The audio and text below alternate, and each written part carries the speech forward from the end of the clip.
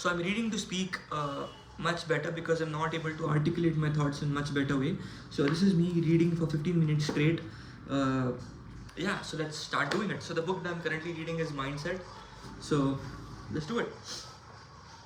When I was a young researcher, just starting out, something happened that changed my life. I was obsessed with understanding how people cope with failure. I decided to study it by watching how students grapple with hard problems. So I brought children one at a time to a room in their school, made them comfortable, and then gave them a series of puzzles to solve. The first ones were fairly easy, but the next ones were hard. As students what as the students granted pers, per, perspired perspired and toiled. Okay, matlab they were trying to do the puzzles, right? So yeah, I watched their strategies and probed that what they were thinking and feeling. I expected difference among children in how they coped with difficulty, but I saw something I never expected. Confronted, confronted with the hard puzzle, one 10-year-old boy pulled up his chair, rubbed his hands together, and smacked his lips and cried out, I love this challenge. Others, sweating away on the puzzle, with the pleased con- looked up with the pleased expression and said with authority, You know, I was hoping this would be informative. Okay. What's wrong with them? I wondered. I always thought you coped with failure or you didn't cope with failure. I never thought anyone loved failure. Were they alien children or were they onto something? Everyone has a role model, someone who painted the way at a critical moment in their life. These children were my role model. They obviously knew something I didn't, and I was determined to figure it out, to understand the kind of mindset that would turn a failure into a gift. What did they know? They knew that human qualities have an intellectual skill, could be cultivated through effort. And that's what they were doing, getting smarter.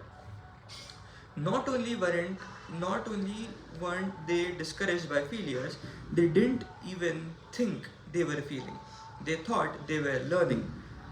I, on the other hand, thought human qualities were craved in stones.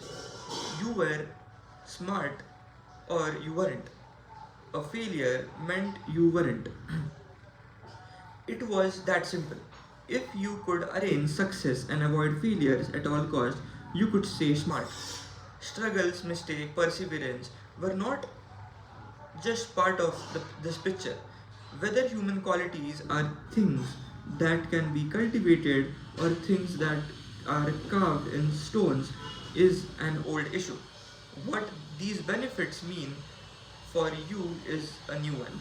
What are the consequences of thinking that your intellectual or personality is something you can develop or oppose to something that is fixed, deep-seated traits?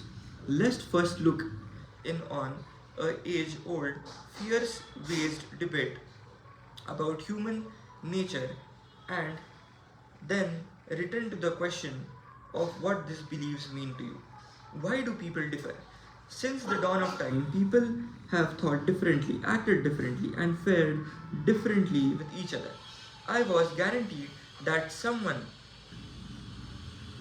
would ask the question of why people differ. Why some people are smarter or other or more moral, and whether there are some things that are made up permanently different. Experts lined up on both sides. Some claimed that there was a strong physical bias for these differences, making them avoidable and utterable. Through the ages, these alleged physical differences have included bumps on the skull, the size of the size and shape of the skull, and today genes. Other pointed Others pointed to strong difference in people's background, experience, training, or way of learning. It may surprise you to know that big champions on this view have Alfred Binet, the inventor of IQ test. Wasn't the IQ test meant to summarize children unchangeable intelligence? In fact, no. Binet, a Frenchman working in Paris in the early 20s, designed this test to identify children who were not profiting from Paris public school. Oh, so that new education program could be designed to get them back on track. Without denying individual differences in children intellectual, he believed that education and practice could bring more fundamental changes in intelligence. Here is a quote from one of his major books, Modern Ideas About Children, in which he summarizes his work with hundreds of children with learning difficulties. A few modern philosophers assert that an individual intellectual is a fixed quality, a quality that cannot be increased. We must protest and react against this brutal pessimism. With practice, training, and above all, method, we manage to increase our attention, our memory, our judgment, and literally literally to become more intelligent than we are before. Who's right? Today, most experts agree that it's not either or. It's not nature or nurture, genes or environment. From conception, there's constant give and take between the two. In fact, as Gilbert Gottlieb, what are these names, bro? Gottlieb, is that Gottlieb? Uh, emi- Eminent neuroscientists put it, not only do genes and environment cooperate as a new develop, but genes require input from environment to work properly. At the same time, scientists are learning that people have more capacity for lifelong learning and brain development than they were ever thought. Of course, each people have unique genetic endowment. People may start with different temperaments, a different attitude, but it is clear that experiences, training, and personal effort take them the rest of the way. Robert Sternberg, the present-day guru of intelligence, writes that the major factor in whether people achieve expertise is not some fixed prior ability but purposeful engagement. Or, as it forerunner Bigot recognized, it's not always the people who start out smartest who end up the smartest. Yeah, that's so true. What does all this mean for you? The two mindsets.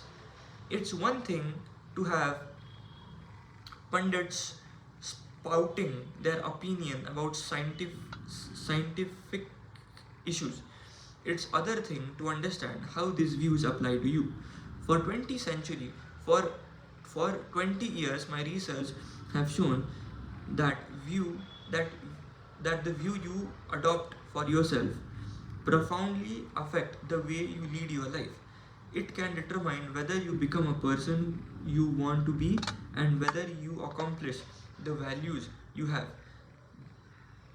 How does this happen? How can a simple belief have the power to transform your psychology and result your life? Believing that your quantities are craved in stones, the fixed mindset creates an urgency to prove yourself over and over.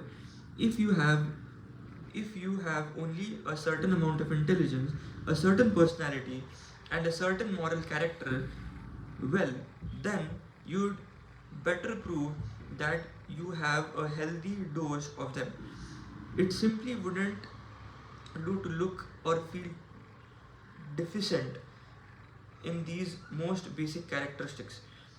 Okay, bro, this is very difficult, bro. Some of us are trained in their mindsets from an early age.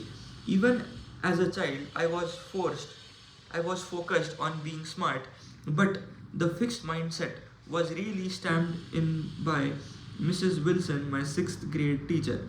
Unlike Alfred Binet, she believed that people's IQ scores told the whole story of who they are.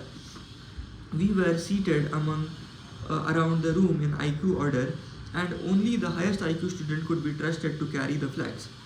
So that is so bad. Claps the eraser or take a note to principal. Aside from daily stomach aches, she provoked with her judgmental stance. She was creating a mindset in which everyone in the class had one consuming goal: look smarter, don't look dumb. Who cared about or enjoyed learning when our whole being was stake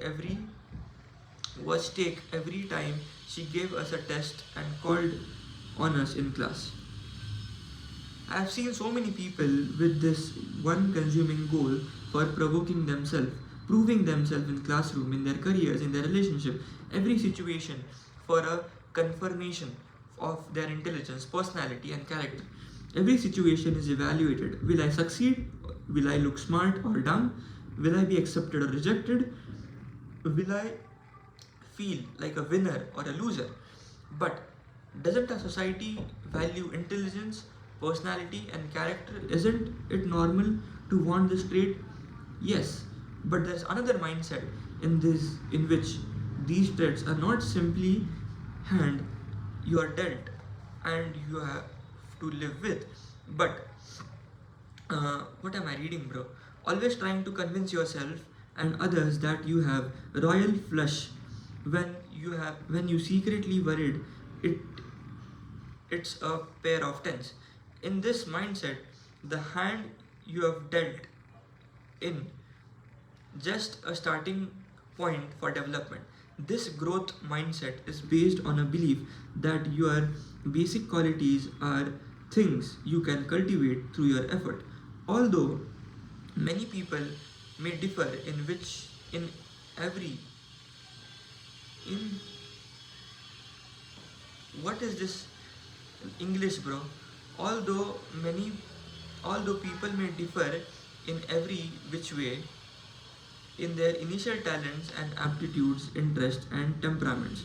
Everyone can change and grow through application and experience. Do people with their mindset believe that anyone can be anything? That anyone can be proper motivation or education? With anyone with proper motivation or education can become Einstein or Benowitz? No, but they believe that person's true potential is unknowable, that it's impossible to foresee what can be accomplished with years of passion, toil, and training. Did you know that Darwin and Tolstoy were considered ordinary children? That Ben Hogan was one of the greatest golfers of all time, was completely uncoordinated and graceless as a child? That the photographer Sidney Sherman, who had been a virtually every list of most important artists of 20th century, failed her first photography course? The Grenaldine Page, one of the greatest actors, was advised to give it up for lack of talent. You can see how the belief that cherished qualities can be developed created a passion for learning. Why waste time proving over and over how great you are when you could be getting better? Why hide deficiencies including instead of overcoming them? Why look for friends and partner who will show you your self-esteem instead of ones who will also challenge you to grow? Why seek out the tried and true instead of experience that will stretch you. The passion for stretching yourself and sticking to it, even especially when you're not going well, is the hallmark of growth mindset. This is the mindset that allows people to thrive during some of the most challenging times in their lives.